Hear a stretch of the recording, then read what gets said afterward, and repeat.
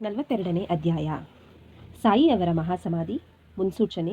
ರಾಮಚಂದ್ರ ಪಾಟೀಲ ಮತ್ತು ತಾತ್ಯಾಕೋಟೆ ಅವರ ಮರಣ ತಡೆದುದು. ಲಕ್ಷ್ಮೀಬಾಯಿ ಸಿಂಧೆಯವರಿಗೆ ದಾನ ಕೊನೆಯ ಗಳಿಗೆಗಳು.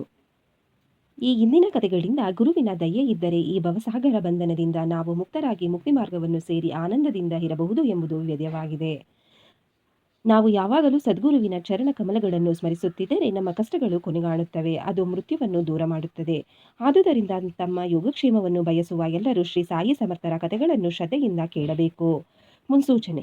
ಇಲ್ಲಿಯ ತನಕ ಬಾಬಾ ಅವರ ಜೀವನದ ಬಗ್ಗೆ ಕೇಳಿದ್ದೀರಿ. ಈಗ ಬಾಬಾ ಅವರ ಮಹಾಸಮಾಧಿಯ ಬಗ್ಗೆ ಕೇಳಿರಿ. ಬಾಬಾ ಅವರಿಗೆ 1918ನೇ ಸೆಪ್ಟೆಂಬರ್ 28ನೇ ತಾರೀಕಿಗೆ ಜ್ವರ ಬಂದಿತು. ಈ ಜ್ವರವು 2-3 ದಿನಗಳ ತನಕ ಕಾಡಿತು. ನಂತರ ಬಾಬಾ ಅವರು ಆಹಾರವನ್ನು ತ್ಯಜಿಸಿ ಬರುತ್ತಾ ಕೃಶರಾದರು. ಮುಂದೆ 17ನೇ ದಿನ ಅಂದರೆ 1918ನೇ ಅಕ್ಟೋಬರ್ 15ನೇ ತಾರೀಕಿನ ದಿನ ಮಧ್ಯಾಹ್ನ 2:15 ಸರಿಯಾಗಿ ಅವರು ಇಹಲೋಕವನ್ನು ತ್ಯಜಿಸಿದವರು. ಪ್ರೊಫೆಸರ್ ಜಿಜಿ ಅಂದರೆ ನಾರ್ಕೆಯವರು 1918ನೇ ನವೆಂಬರ್ 5ನೇ ತಾರೀಕು ದಾದಾ ಕಾರ್ಪೆಡೆಯವರಿಗೆ ಈ ಬಗ್ಗೆ ಪತ್ರ ಬರೆದಿದ್ದಾರೆ. ಇದನ್ನು ಸಾಯಿ ಲೀಲಾ ಪತ್ರಿಕೆಯಲ್ಲಿ ಪ್ರಕಟಿಸಿದೆ. ಇದಕ್ಕೆ 2 ವರ್ಷಗಳ ಹಿಂದೆಯೇ ಅಂದರೆ 1916ರಲ್ಲಿ ಬಾಬಾ ಅವರ ತಮ್ಮ ಮರಣದ ಮುನ್ಸೂಚನೆ ಕೊಟ್ಟಿದ್ದರು. ಆದರೆ ಅದು ಆಗ ಯಾರಿಗೂ ಅರ್ಥವಾಗಲಿಲ್ಲ. ಅದು ಈ ರೀತಿ ಇದೆ. ಅಂದು ವಿಜಯದಶಮಿ ಸಾಯಂಕಾಲ ಜನರು ಸೀಮೋಲ್ಲಂಘನದಿಂದ ಹಿಂತಿರುಗಿದಾಗ ಬಾಬಾ ಅವರು ಕೋಪಗೊಂಡರು. ತಮ್ಮ ಎಲ್ಲಾ ಬಟ್ಟೆಗಳನ್ನು ಕಳೆದು ಉರಿಯುತ್ತಿದ್ದ ದುನಿಯಲ್ಲಿ ಹಾಕಿದರು. ಇದರಿಂದ ಅಗ್ನಿದೇವನು ಪ್ರಜ್ವಲಿಸಿ ಬಾಬಾ ಅವರು ಹೆಚ್ಚು ಪ್ರಕಾಶಿಸತೊಡಗಿದರು. ಅವರು ನಗ್ನರಾಗಿ ನಿಂತು ಕಣ್ಣುಗಳಿಂದ ಕಿಡುಕಾರುತ್ತಾ, ಈಗ ನೋಡಿ, ನಾನು ಮುಸಲ್ಮಾನನೋ ಅಥವಾ ಹಿಂದುವೋ ನಿರ್ಧರಿಸಿ ಎಂದರು. ಎಲ್ಲರೂ ಭಯದಿಂದ ನಡುಗಹತ್ತಿದರು. ಸ್ವಲ್ಪ ಹೊತ್ತಿನ ನಂತರ ಬಾಗೂಜಿ ಸಿಂಧೆ ಅವರು ಧೈರ್ಯದಿಂದ ಬಾಬಾ ಅವರ ಹತ್ತಿರ ಹೋಗಿ ಅವರಿಗೆ ಕೌಪೀನವನ್ನು ಸುತ್ತಿ, ಬಾಬಾ ಏನಿದು, ಈ ದಿನ ಸೀಮೋಲ್ಲಂಘನವಲ್ಲವೇ ಎಂದರು. ಆಗ ಬಾಬಾ ಅವರು ತಮ್ಮ ಸಾಟಕ ನೆಲಕ್ಕೆ ಹೊಡೆದು, ಇದೇ ನನ್ನ ಸೀಮೋಲ್ಲಂಘನ ಎಂದರು. ರಾತ್ರಿ ಸುಮಾರು 11 ಗಂಟೆಯವರೆಗೆ ಬಾಬಾ ಶಾಂತರಾಗಲೇ ಇಲ್ಲ. ಅಂದು ಚಾವಡಿ ಮೆರವಣಿಗೆ ನಡೆಯುವುದೋ ಇಲ್ಲವೋ ಎಂದು ಭಕ್ತರು ಚಿಂತಿಸಹತ್ತಿದರು. 1 ಗಂಟೆಯ ನಂತರ ಬಾಬಾ ಶಾಂತರಾಗಿ ಉಡುಪುಗಳನ್ನು ಧರಿಸಿ ಮೆರವಣಿಗೆಗೆ ಸಿದ್ಧರಾದರು. ಇದರಿಂದ ಬಾಬಾ ಅವರು ತಮ್ಮ ಸೀಮೋಲ್ಲಂಘನಕ್ಕೆ ದಸರೆಯ ದಿನವೇ ಯೋಗ್ಯವೆಂದು ಭಾವಿಸಿ ಅದರ ಮುನ್ಸೂಚನೆ ನೀಡಿದ್ದರು. ಆದರೆ ಪಾಮರರಿಗೆ ಹೇಗೆ ಅರ್ಥವಾದೀತು? ಇನ್ನೊಂದು ಘಟನೆ ಈ ರೀತಿ ಇದೆ.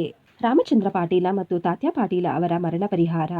ಇದಾದ ಕೆಲವು ದಿನಗಳ ನಂತರ ರಾಮಚಂದ್ರ ಪಾಟೀಲರಿಗೆ ಕಾಯಿಲೆಯಾಗಿ ಬಹಳ ನರಳುತ್ತಿದ್ದರು. ಎಷ್ಟೋ ಔಷಧಿಗಳನ್ನು ಸೇವಿಸಿದರೂ ಅದರೂ ಸಹ ಗುಣವಾಗಲಿಲ್ಲ. ಜಿಗುಪ್ಸೆ ಹೊಂದಿ ಜೀವನದ ಕೊನೆಯನ್ನು ಎದುರು ನೋಡುತ್ತಿದ್ದರು. ಒಂದು ದಿನ ಮಧ್ಯರಾತ್ರಿ ಬಾಬಾ ಅವರು ಅವರ ತಲೆ ದಿಂಬಿನ ಬಳಿ ನಿಂತರು. ಪಾಟೀಲರು ಅವರ ಪಾದ ಹಿಡಿದು, ನನಗೆ ಜೀವನ ಆಶೆ ಉಳಿದಿಲ್ಲ, ನಾನು ಯಾವಾಗ ಮರಣ ಹೊಂದುವೆ ತಿಳಿಸಿರಿ ಎಂದು ಕೇಳಲು ಬಾಬಾ ಅವರು, ಹೆದರಬೇಡ, ನಿನ್ನ ಮರಣ ಶಾಸನವನ್ನು ಹಿಂತೆಗೆದುಕೊಂಡಿದ್ದೇನೆ, ನೀನು ಶೀಘ್ರದಲ್ಲಿಯೇ ಗುಣ ಹೊಂದುವೆ. ಆದರೆ ನನಗೆ ತಾತ್ಯ ಅವನದೇ ಚಿಂತೆಯಾಗಿದೆ. ಅವನು 1918ನೇ ವಿಜಯದಶಮಿ ದಿನ ಕಾಲವಾಗುತ್ತಾನೆ. ಇದನ್ನು ಅವನಿಗಾಗಲಿ ಇನ್ನಿತರರಿಗಾಗಲಿ ತಿಳಿಸಬೇಡ, ಅವನು ಹೆದರಬಹುದು ಎಂದರು. ರಾಮಚಂದ್ರ ಪಾಟೀಲರು ಗುಣಮುಖರಾದರು. ಆದರೆ ತಾತ್ಯ ಪಾಟೀಲ 2 ವರ್ಷಗಳಲ್ಲಿ ಸಾಯುತ್ತಾರೆ ಎಂದು ರಾಮಚಂದ್ರ ಚಿಂತಿಸಹತ್ತಿದರು. ಅವರು ಈ ವಿಷಯವನ್ನು ಬಾಳಶಿಂಪಿಯವರ ಹೊರತಾಗಿ ಬೇರೆ ಯಾರಿಗೂ ತಿಳಿಸಿರಲಿಲ್ಲ. ತಾತ್ಯ ಅವರ ಸಾವಿನ ಬಗ್ಗೆ ಇಬ್ಬರು ಹೆದರಿಕೆಯಿಂದ ಇದ್ದರು. ರಾಮಚಂದ್ರ ಪಾಟೀಲ ಸಂಪೂರ್ಣವಾಗಿ ಗುಣ ಹೊಂದಿದರು. ಕಾಲವು ಬೇಗನೆ ಉರುಳಿತು. 1918ನೇ ದಸರಾ ದಿನಗಳು ಸಮೀಪಿಸಿದವು. ಬಾಬಾ ಅವರು ಹೇಳಿದಂತೆ ತಾತ್ಯ ರೋಗಪೀಡಿತರಾದರು.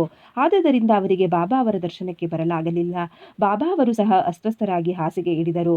ತಾತ್ಯ ಅವರು ಬಾಬಾ ಅವರಲ್ಲಿ ನಂಬಿಕೆ ಇಟ್ಟಿದ್ದರು. ವಿಜಯದಶಮಿ ಸಮೀಪಿಸುತ್ತಲೇ ರಾಮಚಂದ್ರ ಪಾಟೀಲರು ಬಾಳಶಿಂಪಿ ಅವರು ಗಾಬರಿಯಾದರು. ವಿಜಯದಶಮಿ ಉದಯವಾಯಿತು. ತಾತ್ಯ ಅವರ ನಾಡಿ ಮಿಡಿತ ಕಮ್ಮಿಯಾಗಹತ್ತಿತ್ತು. ಅವರ ಪರಲೋಕವನ್ನೆಯ್ದುವ ಸ್ಥಿತಿಯಲ್ಲಿದ್ದರು. ಆದರೆ ಒಂದು ವಿಚಿತ್ರ ಸಂಗತಿ ನಡೆಯಿತು. ತಾತ್ಯ ಅವರು ಬದುಕಿದರು. ಬಾಬಾ ಅವರು ಪರಲೋಕವನ್ನೈದಿದ್ದರು. ಬಾಬಾ ಅವರು ತಾತ್ಯ ಅವರಿಗೋಸ್ಕರ ತಮ್ಮ ಪ್ರಾಣ ಬಿಟ್ಟರು ಎಂದು ಭಕ್ತರು ಭಾವಿಸಿದರು. ಬಾಬಾ ಈ ರೀತಿ ಏಕೆ ಮಾಡಿದರು ಎಂಬುದು ಅವರೊಬ್ಬರಿಗೇ ತಿಳಿದ ವಿಷಯ. ತಮ್ಮ ಮರಣದ ಬಗ್ಗೆ ತಮ್ಮ ಹೆಸರಿಗೆ ಬದಲಾಗಿ ತಾತ್ಯ ಅವರ ಹೆಸರನ್ನು ಸೂಚಿಸಿ ಈ ಹಿಂದೆಯೇ ಬಾಬಾ ಮುನ್ಸೂಚನೆ ಕೊಟ್ಟಿರೆಂದು ಕಂಡುಬರುತ್ತದೆ. ಮರುದಿನ 16ನೇ ಅಕ್ಟೋಬರ್ ರಂದು ಬಾಬಾ ಅವರು ಪಾಂಡರಾಪುರದಲ್ಲಿದ್ದ ದಾಸಗಣು ಅವರಿಗೆ ಕನಸಿನಲ್ಲಿ ಕಾಣಿಸಿಕೊಂಡು ಮಸೀದಿಯು ಉರುಳಿತು. ಶಿರಡಿಯ ಗಾಣಿಗರು ಮತ್ತು ಇತರರು ನನ್ನನ್ನು ಕಾಡತೊಡಗಿದರು.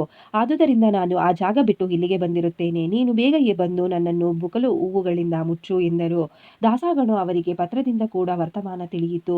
ಕೂಡಲೇ ಅವರು ಶಿರಡಿಗೆ ಆಗಮಿಸಿ ಬಾಬಾ ಅವರ ಮಹಾಸಮಾಧಿಯ ಮುಂದೆ ಸಂಪೂರ್ಣ ದಿನ ಭಜನೆ ಮಾಡಿದರು. ನಂತರ ತಾವೇ ಹರಿನಾಮದ ಆಕಾರದಲ್ಲಿ ಒಂದು ಬಕುಲ ಹೂವಿನ ಮಾಲೆಯನ್ನು ತಯಾರಿಸಿ ಅವರ ಮಹಾಸಮಾಧಿಗೆ ಅರ್ಪಿಸಿ ಅವರ ಹೆಸರಿನಲ್ಲಿ ಸಂತರ್ಪಣೆ ಮಾಡಿಸಿದರು. ಲಕ್ಷ್ಮೀಬಾಯಿ ಅವರಿಗೆ ದಾನ. ದಸರಾ ಹಬ್ಬದ ವಿಜಯಾದಶಮಿ ಹಿಂದೂಗಳಿಗೆ ಶ್ರೇಷ್ಠವಾದ ದಿನ.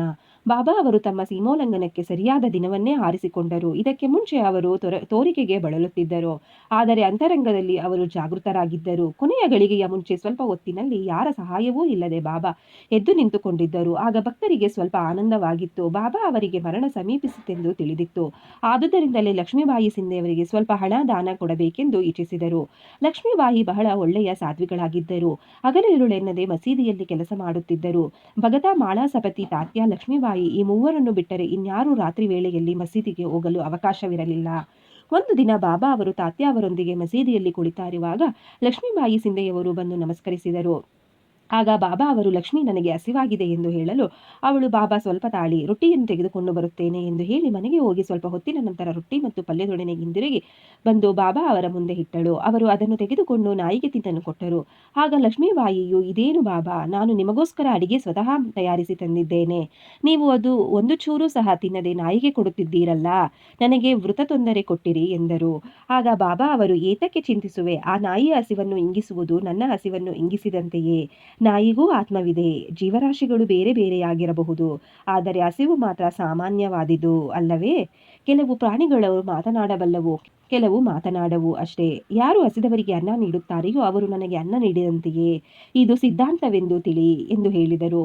ಇದು ಕ್ಷುಲ್ಲಕ ವಿಷಯವಾಗಿರಬಹುದು, ಆದರೆ ಆಧ್ಯಾತ್ಮಿಕತೆಯ ನೈಜ ಸ್ವರೂಪವನ್ನು ಯಾರು ಮನಸ್ಸನ್ನು ನೋಯಿಸದೆ ಬಾಬಾ ಕಾರ್ಯಾಚರಣೆಯಲ್ಲಿ ತೋರಿಸಿದರು. ಅಂದಿನಿಂದ ಲಕ್ಷ್ಮೀಬಾಯಿ ಸಿಂಧೆ ಪ್ರತಿದಿನವೂ ಬಾಬಾ ಅವರಿಗೆ ರೊಟ್ಟಿ, ಹಾಲು ಮತ್ತು ಮೊಸರನ್ನು ಪ್ರೀತಿ ಮತ್ತು ಭಕ್ತಿಗಳಿಂದ ಅರ್ಪಿಸತೊಡಗಿದರು. ಬಾಬಾ ಅವರು ಅದನ್ನು ಸೇವಿಸಿ ಸಂತುಷ್ಟರಾಗುತ್ತಿದ್ದರು. ಉಳಿದದ್ದನ್ನು ರಾಧಾಕೃಷ್ಣಮಾಯಿ ಮತ್ತು ಲಕ್ಷ್ಮೀಬಾಯಿ ಅವರಿಗೆ ತಿರುಗಿ ಕಳುಹಿಸುತ್ತಿದ್ದರು. ಬಾಬಾ ಅವರು ಲಕ್ಷ್ಮೀಬಾಯಿಯವರ ಸೇವೆಯನ್ನು ಜ್ಞಾಪಿಸಿಕೊಂಡು ಅವರು ಗತಿಸುವ ಮೊದಲು ತಮ್ಮ ಕಿಸೆಗೆ ಕೈ ಹಾಕಿ ಅವರಿಗೆ ಒಂದು ಸಾರಿ 5 ರೂಗಳನ್ನು, ಮತ್ತೊಂದು ಸಾರಿ 4 ರೂಗಳನ್ನು ಕೊಟ್ಟರು. ಈ ಸಂಖ್ಯೆಯು 9, 21ನೇ ಅಧ್ಯಾಯದಲ್ಲಿ ವಿವರಿಸಿದ ನವರಸ ಭಕ್ತಿಗಳನ್ನು ಸೂಚಿಸುತ್ತದೆ, ಅಥವಾ ಅದು ಸೀಮೋಲ್ಲಂಘನ ನಿಮಿತ್ತ ಬಾಬಾ ಕೊಟ್ಟ ದಕ್ಷಿಣೆಯಾಗಿರಬಹುದು. ಲಕ್ಷ್ಮೀಬಾಯಿಯವರಿಗೆ ಹಣದ ಕೊರತೆ ಇರಲಿಲ್ಲ. ಆದ್ದರಿಂದ ಬಾಬಾ ಅವರು ಭಾಗವತದ 11ನೇ ಸ್ಕಂದದ 10ನೇ ಅಧ್ಯಾಯದ 6ನೇ ಶ್ಲೋಕದಲ್ಲಿ ಹೇಳಿರುವ ಭಕ್ತನಲ್ಲಿ ಇರಬೇಕಾದ ಮೊದಲು 5 ನಂತರ 4 ಗುಣಗಳನ್ನು ಉಪದೇಶ ಮಾಡಿದ್ದರೆಂದು ಭಾವಿಸಬಹುದು. ಬಾಬಾರವರು ಅದೇ ಕ್ರಮವನ್ನು ಅನುಸರಿಸಿ 5 ರೂಪಾಯಿಗಳನ್ನು ನಂತರ 4 ರೂಪಾಯಿಗಳನ್ನು ಕೊಟ್ಟರು. ಹಿಂದೆ ಅವಳಿಗೆ ಅನೇಕ ಸಲ ಎಷ್ಟೋ ಹಣವನ್ನು ಕೊಟ್ಟಿದ್ದರು, ಆದರೆ ಈ 9 ರೂಪಾಯಿಗಳ ಕೊಡುಗೆಯನ್ನು ಲಕ್ಷ್ಮೀಬಾಯಿ ಎಂದೂ ಮರೆಯಲಿಲ್ಲ. ಬಾಬಾ ಅವರು ತಮ್ಮ ಅಂತ್ಯದಲ್ಲಿ ಜಾಗೃತರಾಗಿಯೇ ಇದ್ದರು. ಮೋಹ ಮತ್ತು ಮಮತೆಗಳಿಂದ ದೂರವಾಗಿರಲು ಭಕ್ತರೆಲ್ಲರನ್ನೂ ಮನೆಗೆ ಕಳುಹಿಸಿದರು. ಕಾಕಾ ಮತ್ತು ಬೂಟಿಯವರು ಮಾತ್ರ ಬಾಬಾ ಅವರ ಹತ್ತಿರ ಇದ್ದರು, ಆದರೆ ಅವರನ್ನು ಸಹ ವಾಡಕ್ಕೆ ಹೋಗಿ ಊಟ ಮಾಡಿಕೊಂಡು ಬರಲು ಹೇಳಿ ಕಳುಹಿಸಿದರು. ಅವರು ಮನಸ್ಸಿಲ್ಲದೆ ಬಾಬಾ ಅವರ ಆಜ್ಞೆಯನ್ನು ಪಾಲಿಸಿ ಭಾರವಾದ ಹೃದಯದಿಂದ ಬಾಬಾ ಅವರನ್ನು ಬಿಟ್ಟು ಊಟಕ್ಕೆ ಹೊರಟರು. ಬಾಬಾ ಅವರ ಸ್ಥಿತಿ ಚಿಂತಾಜನಕವಾಗಿದೆ ಎಂದು ತಿಳಿದು ಅವರು ವಾಡಕ್ಕೆ ಬಂದು ಮನಸ್ಸಿಲ್ಲದ ಊಟಕ್ಕೆ ಕುಳಿತರು. ಅವರು ಊಟ ಮುಗಿಸುವ ಮೊದಲೇ ಬಾಬಾ ಅವರು ಪರಲೋಕ ಯಾತ್ರೆ ಬೆಳೆಸಿದರು. ಈ ಸಮಾಚಾರ ಮುಟ್ಟಿದೊಡನೆಯೇ ಅವರು ಎದ್ದು ಕೈ ತೊಳೆದು ಮಸೀದಿಗೆ ಧಾವಿಸಿದರು. ಬಾಬಾ ಅವರು ಬಯಾಜಿ ಪಾಟೀಲರ ತೊಡೆಯ ಮೇಲೆ ಮಲಗಿದ್ದರು. ಅವರು ನೆಲಕ್ಕುರುಳಿ ಅಥವಾ ಹಾಸಿಗೆಯ ಮೇಲೆ ಹೊರಗಿಕೊಂಡು ಹಸುನೀಗಲಿಲ್ಲ. ತಮ್ಮ ಆಸನದಲ್ಲಿ ಕುಳಿತು ತಮ್ಮ ಸ್ವಹಸ್ತದಿಂದ ದಾನ ಮಾಡುತ್ತಾ ಮಾನವ ದೇಹವನ್ನು ತ್ಯಜಿಸಿ ಸಮಾಧಿ ಹೊಂದಿದರು. ಸಂತರು ಒಂದು ಧ್ಯೇಯ ಸಾಧನೆಗಾಗಿ ಅವತರಿಸಿ ಆ ಧ್ಯೇಯವನ್ನು ಸಾಧಿಸಿದ ನಂತರ ಹೇಗೆ ಲೋಕಕ್ಕೆ ಸುಗಮವಾಗಿ ಬಂದರೋ ಹಾಗೆಯೇ ಸುಗಮವಾಗಿ ಹಿಂತಿರುಗಿ ಹೋಗುತ್ತಾರೆ. ಶ್ರೀ ಸಾಯಿ ಪ್ರಣಾಮ. ಈ ಅಧ್ಯಾಯವನ್ನು ಕೇಳಿದ ನಿಮ್ಮೆಲ್ಲರಿಗೂ ಶ್ರೀ ಸಾಯಿಬಾಬಾ ಒಳ್ಳೆಯದನ್ನು ಮಾಡಲಿ. ಶ್ರೀ ಸಾಯಿ ಪ್ರಣಾಮ.